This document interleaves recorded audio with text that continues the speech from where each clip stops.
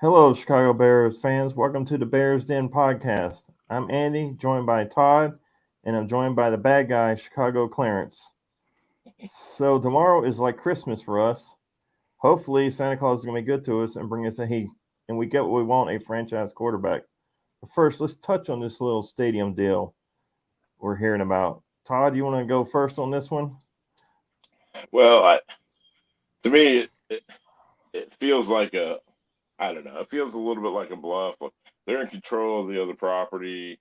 It's a lot more land. It solves the transportation issues. I mean, if I lived there in the city, I might would lean the other way, but it seems to me that it just makes more sense to do the Arlington Heights thing.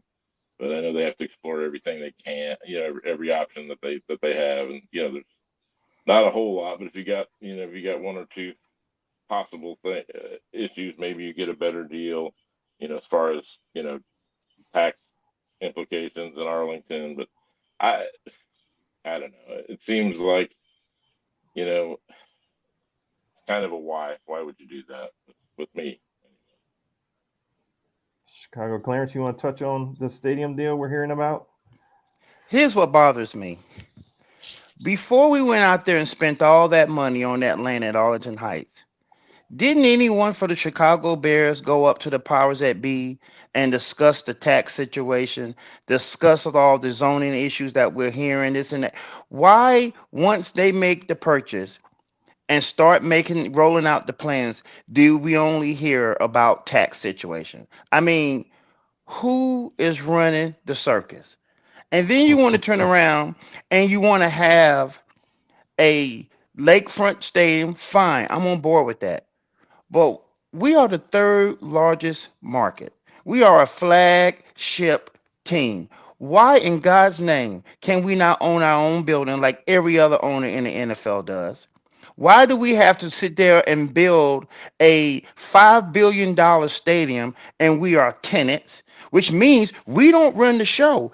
They tell us what to do. If they want to have a concert the night before a game and tear up the field, we can't say nothing.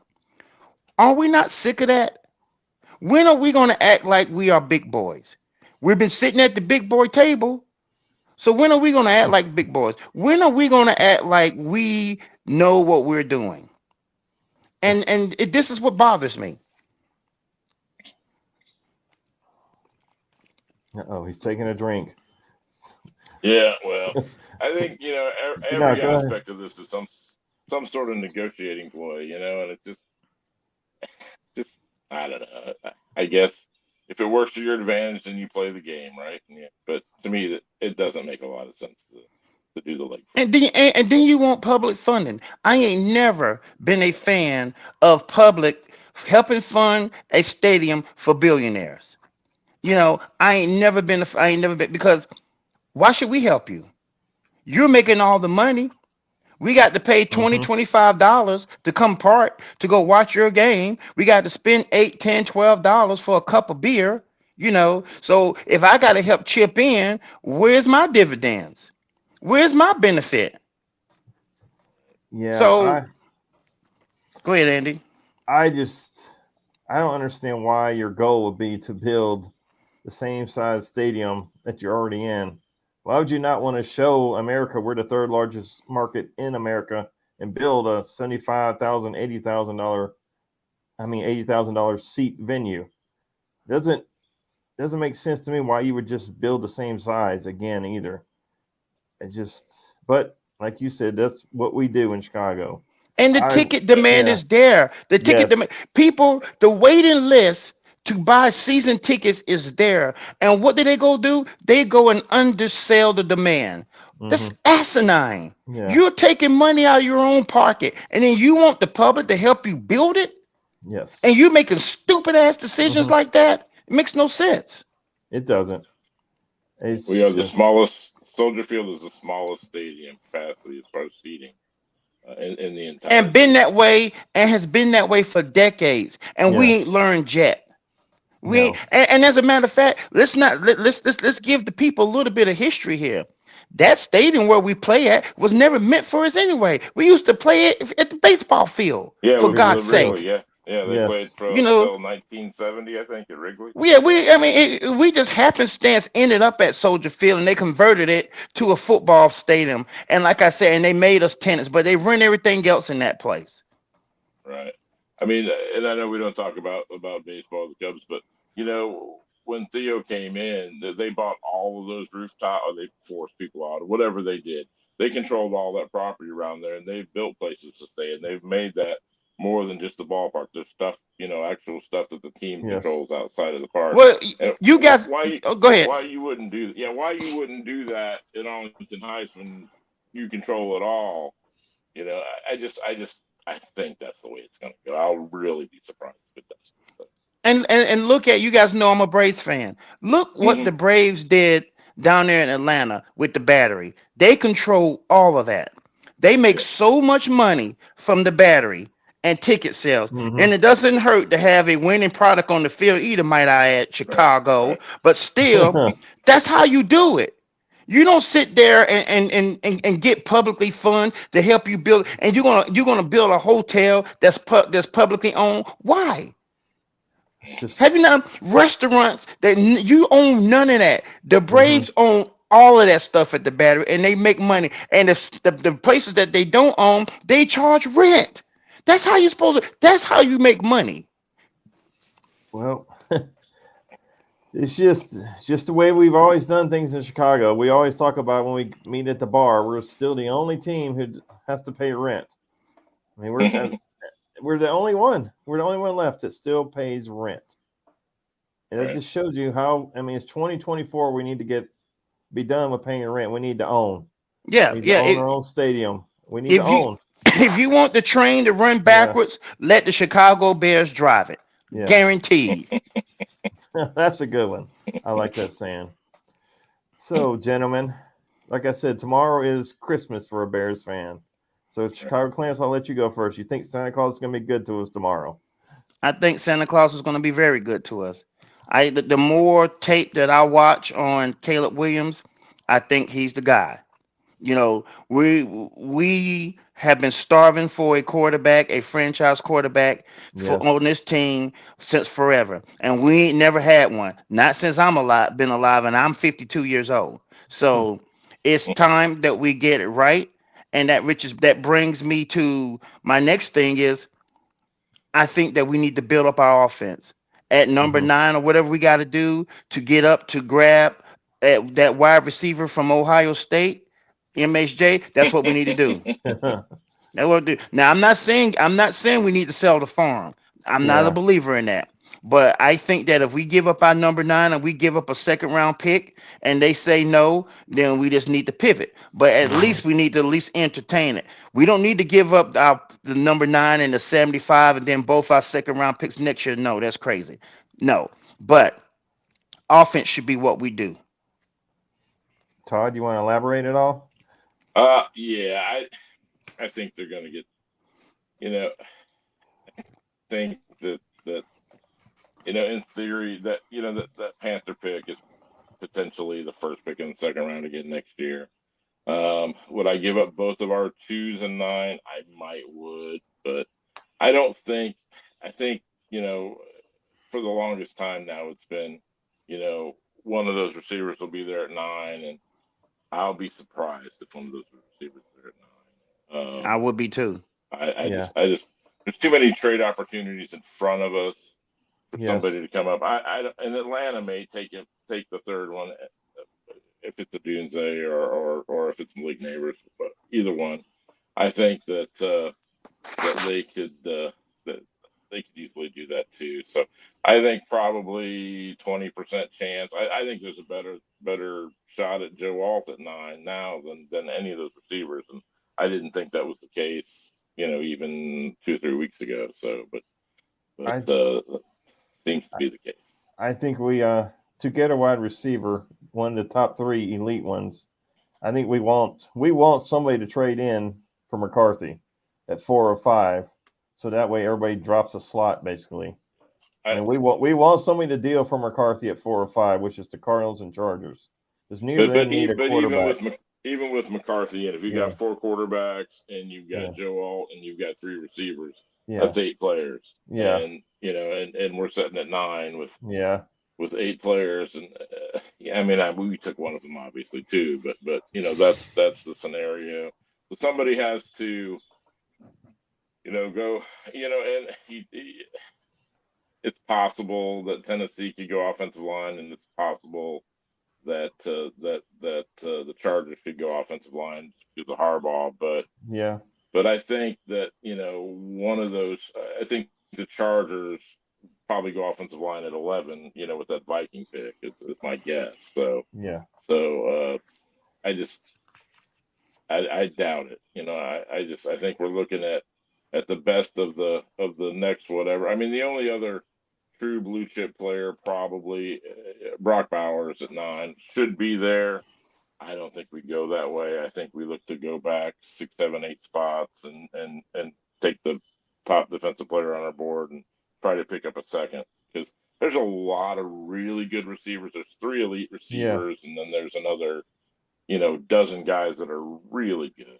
And if it's the pick, that the trade that makes sense to me just from a tight end standpoint, the Indianapolis Colts, they need one pretty bad. They conceivably could go to 9, give us it would be 15 and what I think it's 46.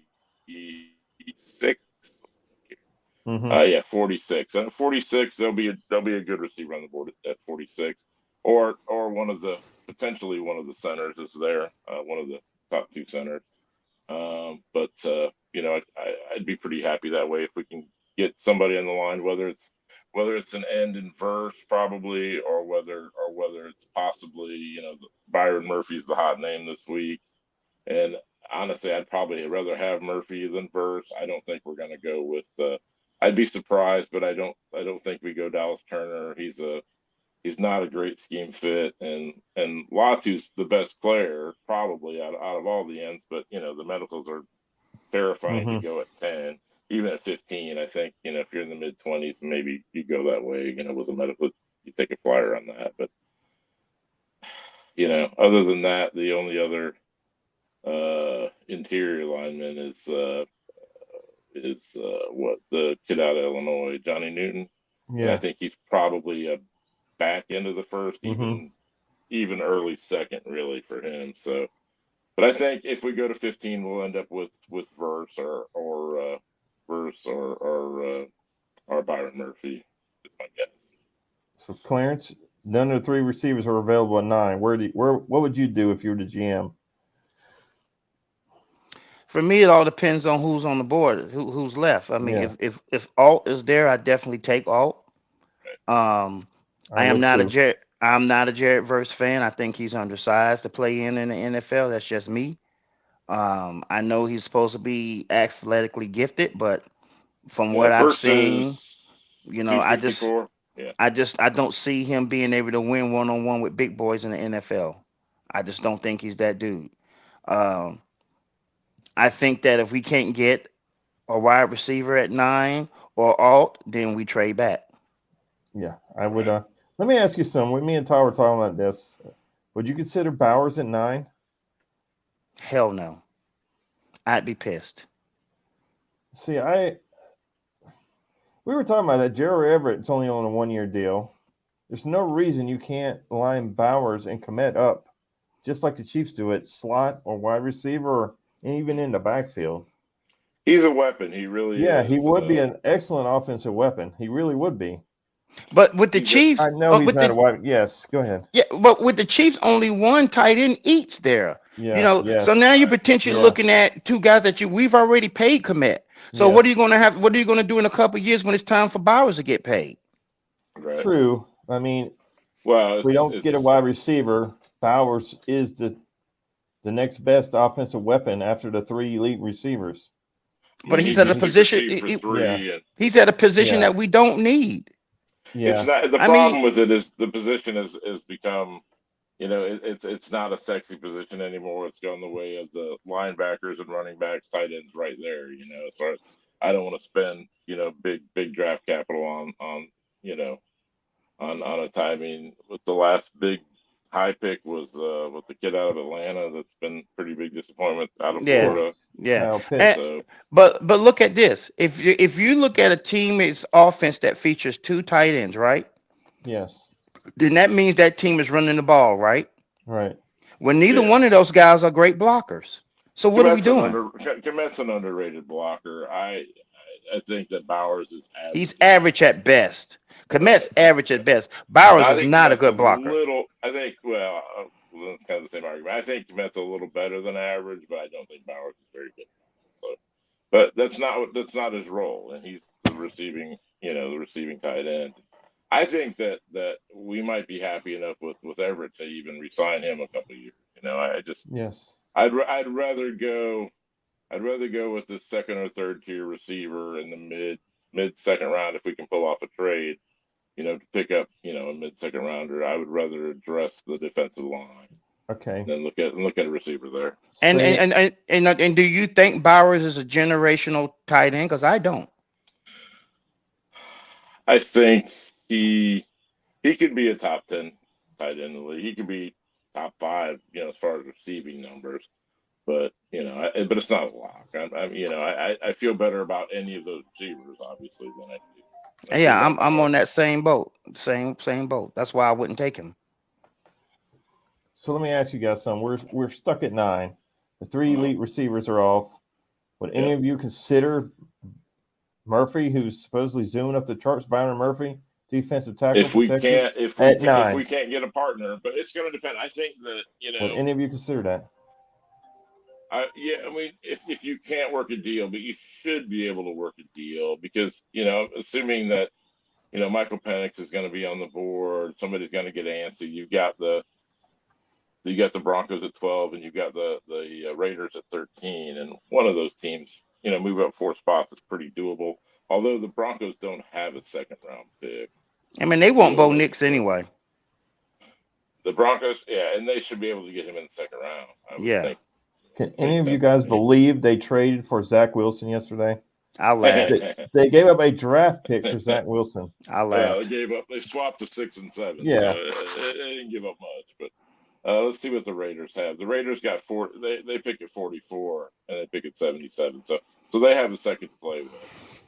So, but if for some reason if the Giants can move up in that trade with either the Patriots or the Cardinals, then it leaves out 11 to be available too. Although I don't think we make a trade with Minnesota, but supposedly the everybody wants to trade up the quarterbacks for. A couple weeks ago Yes. was all McCarthy. It looks like everybody wants your Tar Heel there. They want May. Drake May. So it seems to be that. And Minnesota especially wants him apparently. So I don't want to see that because I think he can be pretty good. And if Minnesota ends up with JJ McCarthy, I'm not convinced he's going to be any good. So I would, from a division opponent, I would much rather them end up with McCarthy than Drake May. I think. Well, Drake May is definitely better than Trubisky. I can tell you that. Well, yeah. Anyway, it'll be interesting. I think that we need to try. There's a lot of good talent in the second round. It'd be good to get, but I mean, our second round pick is Montez Sweat, so I'm not going to complain about that. So Yeah. but he was expensive. Yeah. I mean, but he's better than anybody we were landed in the draft. Oh, for sure. Yeah. I mean, he is definitely better than anybody we have in the draft. So let me ask you guys: third round, what position would you target in the third round? I guess it all depends. Go ahead. Depends on what you get, but in the first round at number 9. There's a guard out of South Dakota State that's climbing up boards. If we don't end up with the 3 tech, a kid out of Duke is getting a lot of flying up the charts too. That would be Dwayne Carter, and I don't know if you've watched him play any, Clarence. I know you watch ACC football. He's getting a lot of buzz in the third and fourth round. He'd be interesting as he's a 3 tech. But the interior offensive lineman, this Mason McCormick's getting a lot of love in the last week or two. I think if you can add an offensive lineman, it's always good. If you can add one that can play center, that's also nice. So That's what I was getting ready to say. If we don't address the center position, I think that's what we need to. Everything's going to depend on what we do at 9, though. You know, what we do at 75 is going to depend on what we do at 9. right. Yeah. I agree with you guys 100%. I do think I still think we need a center. I'm still not happy with, we got middle of the road now. He's serviceable. No. Yeah, we keep putting Band-Aids on that position. That's a huge upgrade for us because it was so bad last year that serviceable and average is a huge upgrade to very bad, very poor center play. So the guy that had been the talk of this whole thing out of Oregon is this Jackson Powers Johnson. He has slid considerably in the last 2 weeks. He must have interviewed well. Medicals and concussions is what they're talking about, and that's scary. The top interior guy that supposedly can play center is Barton out of Duke, Graham Barton out of Duke. I've seen him as high as like 20 to Pittsburgh, somewhere in that range. But he's 6'5", which is really tall for a center. Yeah, I don't know that's. I'm not really interested in that. That's tackle size right there. Yeah. Well, he supposedly can play all 5 spots. He's Mr. Versatile. But that's what they were saying about the kid out of Northwestern last year that went to Tennessee.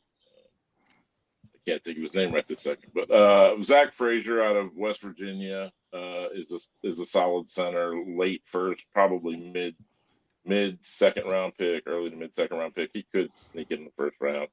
He's pretty solid. He did a 30-day. Both him and Powers Johnson, the one out of Oregon, did the top 30 visits for us. So we obviously are interested. And if you got to go further back, there was a lot of buzz early on about Van Pran out of Georgia, but he's looking like a 4th round pick now. There's a kid named Tanner Bortolini out of Wisconsin. He's probably a 4th rounder. And Bo Limmer out of Arkansas are the ones. And there's a couple of guards that are slotted as possible centers, but that's always I'd like the guy that actually had some snaps at center. I mean, they're talking about Barton being number 1, and he didn't play a single snap at center last year, not one. So, he played left tackle for the majority of his snaps. So, but anyway. And left tackle is a position that I definitely think that we need to upgrade as well. Right. I mean, there's always a chance we do that with our GM. Yeah, I'm not sold on that guy. There's a lot of guys. I mean, Latham we had in. They're interested in J.C. Latham. I think the Chargers are interested at 11 if they go back. Olu Fashional was the guy coming into the thing as supposedly the number 1 guy out of Penn State. He looks like he's going around 14, 15, somewhere in the mid-teens. And the only guy that's should be a top 10 lock is, of course, Joe All, who, according to what I'm looking at, is 6'9". Is that right, Clarence? No, I don't think he's that tall. Yeah. This is supposedly a weigh-in from the combine. So anyway, that's a giant man if that's the case. So. Yeah, I thought he was 6'5", 6'7", something like that. I mean, he's tall, but I don't think he's 6'9", though. Yeah. But there's as far as first round offensive linemen, there's as many as 9. So there's a lot of guys. Yeah, this will be a good year to have multiple picks besides our 2 for offensive linemen because I would upgrade I would upgrade left tackle as well. Braxton Jones, but I would definitely go after a center first. It's serviceable and average. That's not good enough at center. Right. Well, we're gonna have 3 picks. If we don't make any moves, we're gonna have 3 in the top 50, 55 next year. They say next year is the edge draft, and that this one's a little sketchy. So I tend to think that's probably true. Yeah, this is not a deep draft overall, though. No, that's what they said on. I think it was it goes about 100, 115 or 20 guys, and they'll and this. So I mean, for a year not to have any, 5th, 6th, 7th, that was a good call for us to get out of those because a lot of this COVID stuff and all that. These are the classes that are coming out of that are pretty scattered. But they say from 120 on, it's kind of a crapshoot. So It's going to be fun. Yes. I mean, I think for us, for Chicago Bear fans, it's going to be fun to finally watch us draft whom we think and others like us think is going to be a franchise quarterback. It's never Mhm. happened in my lifetime. I'm excited to see it finally start to manifest itself, Mhm. and I hope Caleb Williams delivers. Yes. Because I I think mean, I have it's been on record saying that I wanted to keep Fields, but I Mhm. hope Caleb Williams yeah. delivers.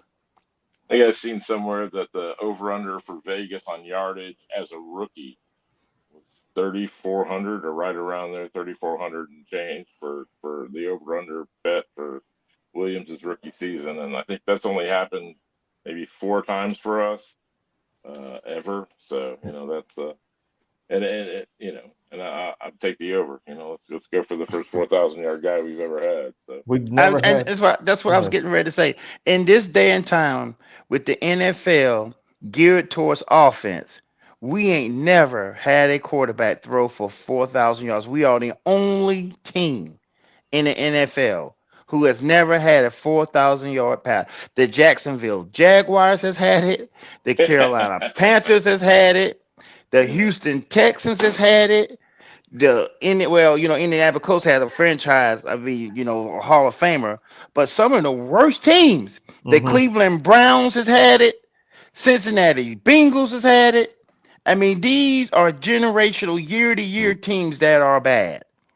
And all of Yes. them has had a 4,000 yard passer, and the Chicago Bears can't get one. Not In one. Not one. in Caleb Williams' Heisman Trophy winning year, he threw for 4,537 yards, 42 touchdowns, 5 interceptions. In 11 games. Yeah, we've never You play had a 17 in the NFL. and we've never had a 30 quarterback throw for 30 touchdowns in a season. I mean, right now his career is 93 touchdowns, 14 interceptions. I mean, I will take that ratio all day long. That's what is that, 7-1, six to Yeah. one? Yeah. I mean, most teams want 2-1 or 3-1. I mean, we're talking 6-1, 7-1. So, Clarence, if let's just say the other 3 picks are just complete bust, but this guy is our franchise quarterback. This draft is a success. Don't you believe?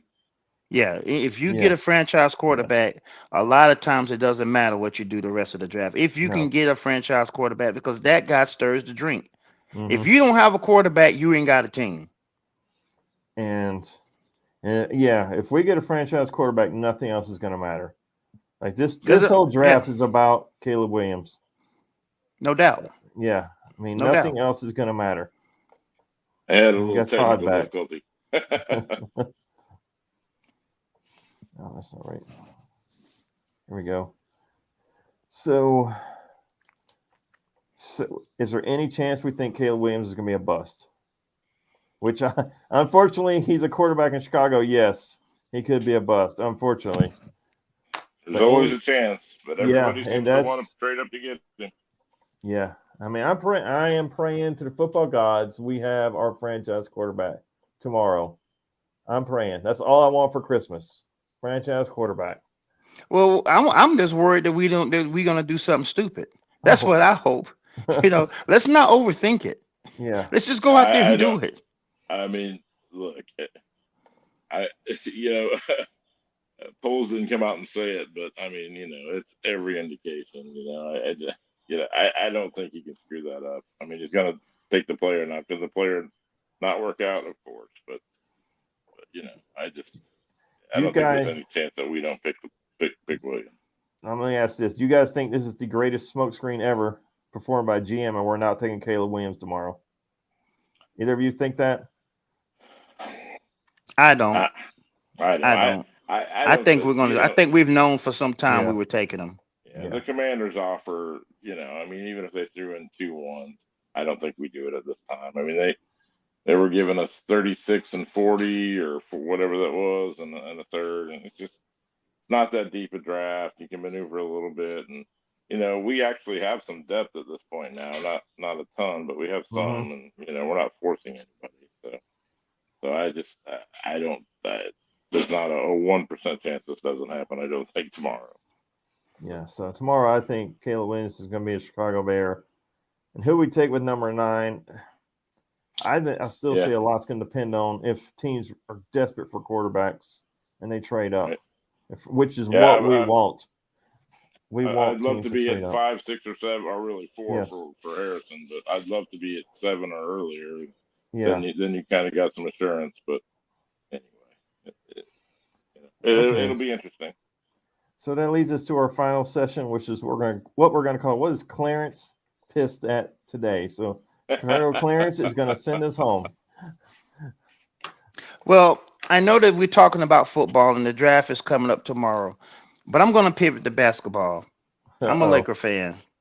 And the Los Angeles Lakers has lost to the Denver Nuggets 10 straight times. 10 straight. When LeBron James scored 40,000 points and it was an NBA record, they played the Denver Nuggets that night. They got beat. Opening night, the Los Angeles Lakers open up against the Denver Nuggets. What happens? They got beat. When the Lakers unveiled Kobe Bryant's statue that we waited so long for, guess who they played that night? The Denver Nuggets. And they got beat. So for LeBron James, and listen, I respect his grind. I am not sitting here and telling you he's not a Hall of Famer and it's not whatever.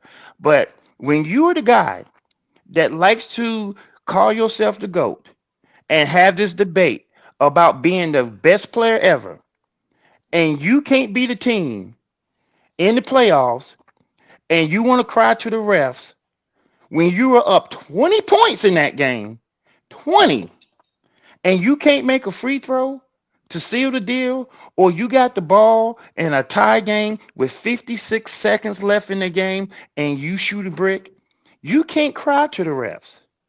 And you can't sit there and call yourself the greatest of all time when you can't close a team out when you're up 20. Give me Kobe. Kobe Bryant would have made that free throw. Kobe Bryant damn sure would have made that shot. So I'm sick of it, LeBron. You ain't getting the job done. You and AD ain't getting a job. And for you Laker fans out there that want to sit there and not blame the supporting cast, all of who got paid this offseason, I'm talking about Austin Reeves. I'm talking about D'Lo. I'm talking about Hoochie Mama, who missed every shot he had. You got paid, and you ain't showed up in the playoffs. Shame on you guys. You're probably going to get beat the next game, which is going to send your butts home once again at the hands of the Denver Nuggets for the 11th straight time. That's all I got, guys. I'm out. All right. See you guys. Bear down. Yep. Bear down.